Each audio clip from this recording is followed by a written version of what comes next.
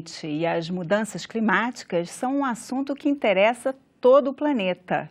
Hoje, no Cidadania, nós recebemos Nicholas Bryner, pesquisador em Direito Ambiental da Universidade da Califórnia de Los Angeles, para conversar sobre esse assunto. Seja bem-vindo, Nicholas. Muito obrigado. Quais são os seus achados? O que você tem pesquisado a respeito da legislação brasileira sobre o meio ambiente? Bom, eu tenho pesquisado tanto a legislação brasileira como a Constituição e o relacionamento de, digamos, vários princípios que existem dentro da Constituição que se relacionam ao meio ambiente. E o que você vem encontrando? Assim, a legislação está preparada para lidar com o momento atual? Bom, eu acho que em alguns assuntos, sim, a legislação estaria preparada, mas existe a necessidade não só da legislação, mas da implementação, da fiscalização. E essa é uma questão muito importante. E aí é que muitas vezes a gente não chega, na prática não alcança a teoria. Sim, né? sim, exatamente. Você também tem feito esse acompanhamento, assim, da prática? Sim, é por isso que eu estudo o que acontece principalmente no judiciário. Eu me interesso muito na jurisprudência ambiental brasileira, como os juízes têm interpretado e implementado estes princípios das normas ambientais e também na Constituição. E como é que eles têm feito isso? Eu acho muito interessante. Existe na jurisprudência o uso de certos princípios bom, digamos, a Constituição não é velha, ela é nova, só tem menos de 30 anos. Então, várias normas ambientais já existiam anteriormente, ou vários princípios, várias leis, várias normas que afetavam o meio ambiente, afetavam o ser humano e o seu uso de recursos naturais, a mineria, a mineração, essas coisas, muitas coisas diferentes. E a jurisprudência vem colocando, pega a Constituição, as normas constitucionais e reinterpreta as normas que já existiam anteriormente na vista da Constituição. Isso é muito interessante para mim. E eu acho que os princípios, o direito ao meio ambiente que agora existe na Constituição, está conseguindo, se integrar nos outros ramos do direito. E eu acho que o Brasil tem sido uma referência para isso. Como é a situação do Brasil, assim, em comparação com os outros países, as leis dos outros países? Bom, o Brasil tem um direito muito forte, muito elaborado, muito bem elaborado na Constituição, que todos têm o direito ao meio ambiente ecologicamente equilibrado. Alguns países têm isso, quase a maioria dos países do mundo tem, mas é muito difícil ver exemplos na prática de como isso realmente pega. E o Brasil está começando a fazer isso, eu acho, porque quando nos olhamos nesse direito, né, nós podemos ver que já teríamos que pensar de forma diferente de todos os ramos do direito. Já existe o direito à propriedade, existe o direito à liberdade de entrar em contrato com qualquer pessoa, mas se existem todos esses direitos e também o direito ao meio ambiente ecologicamente equilibrado, existe uma responsabilidade, existe uma obrigação de entender todas as nossas ações, todas as nossas atividades, como afeta o meio ambiente. Ou seja, o proprietário tem o direito a fazer o que quiser na sua propriedade. Só que existem certos limites, porque se todos têm o direito ao meio ambiente, eu não posso atuar de forma que prejudica o meio ambiente, prejudica a saúde ou o ar, a qualidade do ar, da água de outros. Então, a jurisprudência está começando a pegar isso e ver que existem responsabilidades, não somente direitos, mas também deveres, porque o meu direito à propriedade pode interferir com o direito ao meio ambiente de outra pessoa. Nós tivemos, no ano passado, teve aquele acidente em Mariana, né? Sim. A barragem. Sim. Como o senhor enxerga isso, assim, à luz das leis, dos direitos? É muito difícil. Eu acho que esse tipo de desastre acontece em vários países e até acontece nos Estados Unidos também. E eu acho que é realmente muito difícil se preparar para isso, mas tem que ter Bom, eu acho que tem que ter no sistema das leis a maneira de realmente responsabilizar a indústria ou a pessoa que poderia prevenir que isso aconteça. E uma vez que aconteceu, assim, como você está observando aqui as providências legais, como que a justiça está atuando? Bom, nesse caso, não sei, eu não tenho acompanhado exatamente para te dizer nesse caso especificamente, mas é complicado. É claro que seria muito melhor que não acontecesse. E quando acontecer, a gente percebe que dura anos até resolver essas questões.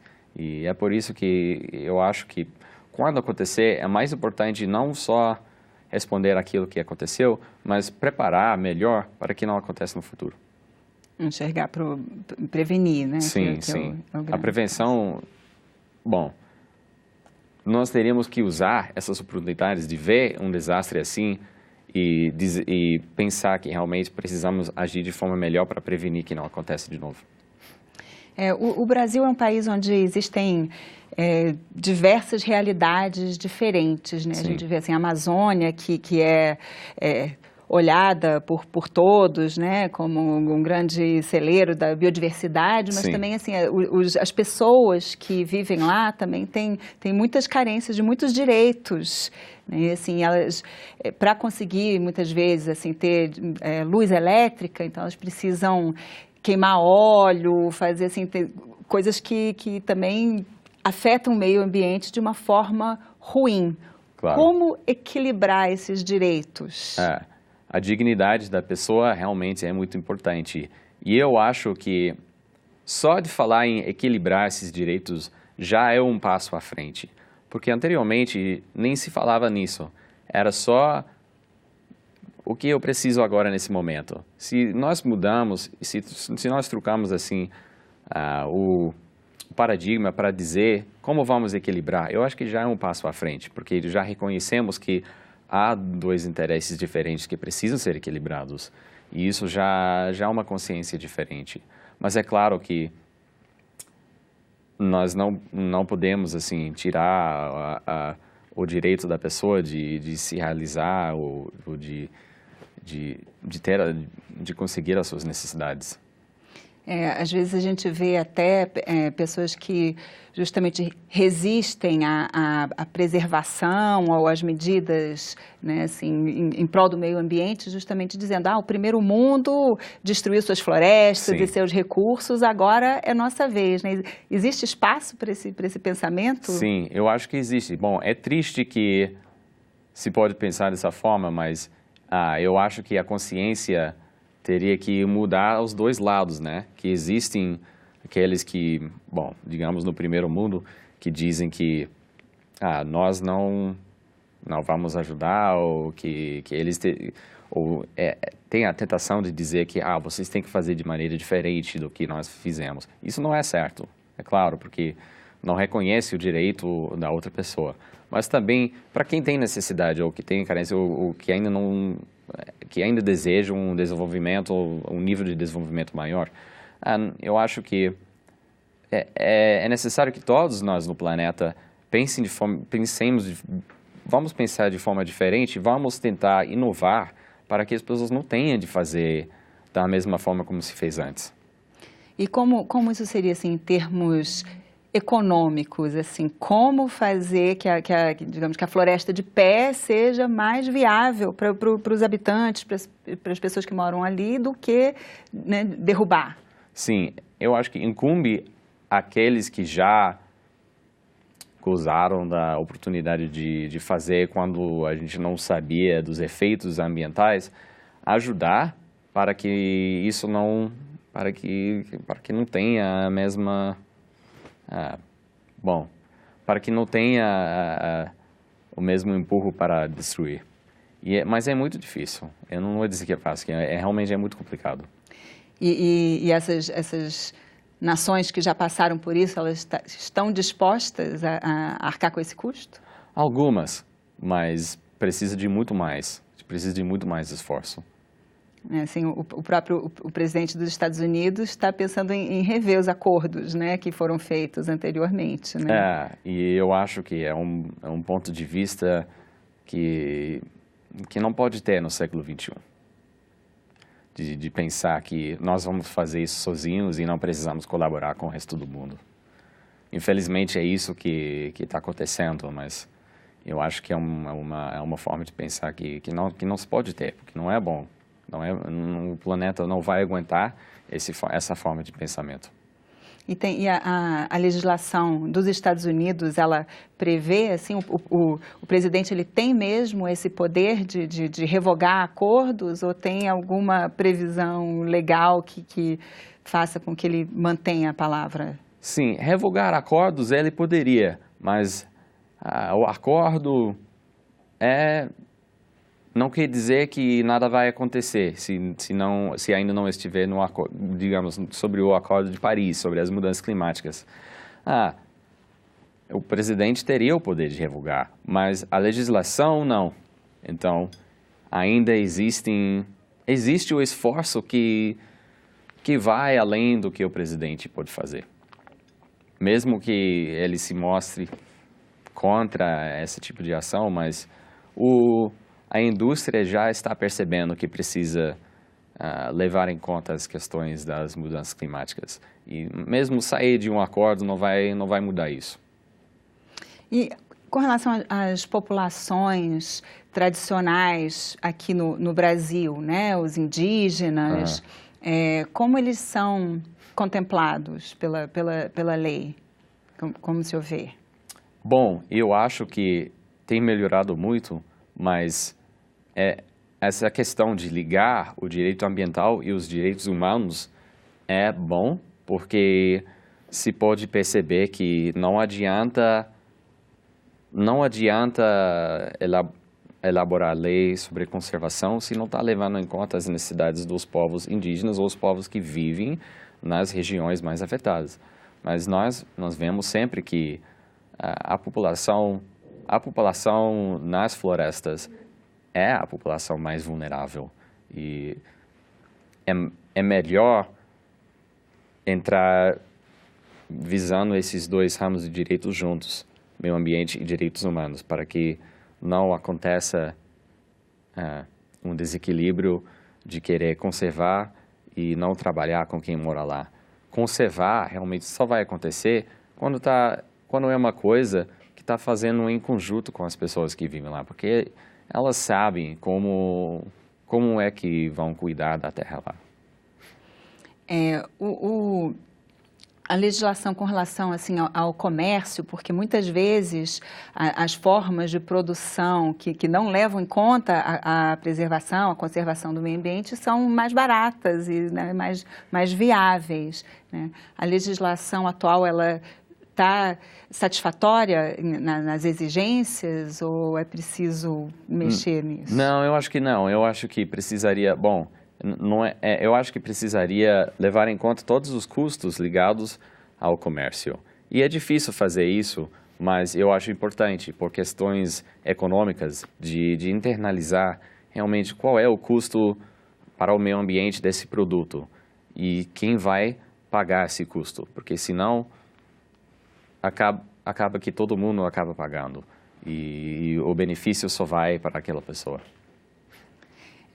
As mudanças climáticas, muitas estão acontecendo numa velocidade bem mais rápida até do que se imaginava, Sim. né? Assim, aqui no Brasil, que ainda é um dos países onde tem mais água doce, Sim. estamos, né, vivendo uma crise hídrica, né? Assim, aqui em Brasília mesmo, né, que é uma região um pouco seca, no Planalto Central, mas estamos sofrendo racionamento. São Paulo, um lugar que nunca havia tido e já teve também problema de água, sem falar no Nordeste, que é onde é um problema crônico constante. Claro. Né? Assim, houve alguma falha na legislação, em prever, em tentar contornar isso? Ou é uma questão mesmo comportamental? O que precisa ser feito? Bom, há falha na legislação no mundo inteiro para lidar com as questões das mudanças climáticas. Realmente, nenhum país se mostra pronto para mitigar as emissões de gás de efeito estufa. E realmente é algo muito complicado, porque eu não diria que é falha da legislação brasileira, mas é falha da legislação no mundo todo. E nós não sabemos exatamente quais serão os efeitos das mudanças climáticas, mas já estamos vendo. Lá na Califórnia mesmo, de onde o senhor vem, né? Assim, eles têm leis até estimulando jardins, paisagismo que use pouca água, assim, e até também não incentivando, assim, acho que até chega a multar quem planta grama, que é uma coisa que precisa de muita água, né? Sim. Como é que funciona esse tipo de lei? Sim, tem isso. Bom, porque nós também vivemos em uma situação de falta de água. Até mesmo esse último ano já melhorou muito, mas mesmo assim, já sabemos que no próximo ano pode não ter chuva suficiente. E a conservação da água enfrenta várias dificuldades, porque o direito da água é algo muito antigo, que não leva em conta essas questões das mudanças climáticas. No estado da Califórnia, quem usa a água mantém o direito de usar sempre. E se deixar de usar, perde o direito.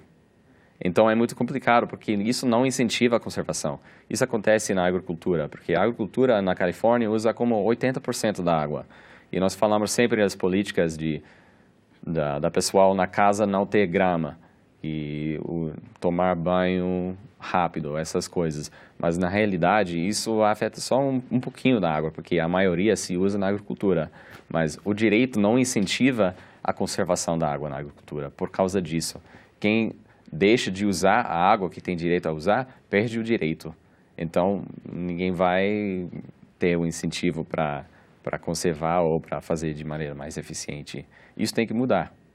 Que da forma como está, é interessante usar tudo que você tem direito. Sim. E como é que seria, então, que tipo de lei, como que pode se mexer nessa lei, como seria uma lei que poderia... Bom, uma ideia seria a ideia de que poderia vender os seus direitos da água, que no sistema antigo não pode vender. Você consegue o direito ao usar. Ou seja, se você já usava a água, você tem direito a continuar a usar, mas não pode vender esses direitos. E isso complica, porque se você investe em produtos ou processos diferentes para usar a água de maneira mais eficiente na agricultura, você não poderia vender a água que você não gastou. E isso seria uma ideia. Nicolas, na sua visão, o desafio daqui para frente é mais importante, a gente precisa melhorar as leis ou precisa aplicar melhor as leis que nós já temos? Bom, na verdade se precisaria dos dois, mas eu acho que seria melhor começar na aplicação do que já temos, porque existem os princípios básicos que se forem realmente implementados de forma ampla, de forma correta, seria já um grande passo. Muito obrigada pela sua participação aqui no Cidadania. Eu agradeço, muito obrigado. Essa entrevista já está disponível na internet, o endereço é senado.leg.br/TV. É só clicar em Programas e depois em Cidadania. E você, o que você achou desse programa? Nós queremos conhecer a sua opinião e também saber qual assunto você gostaria que a gente discutisse. Ligue 0800 61 2211 ou mande um WhatsApp para 61 999 661616 e faça sua sugestão para o Cidadania da TV Senado. Obrigada pela companhia e até a próxima.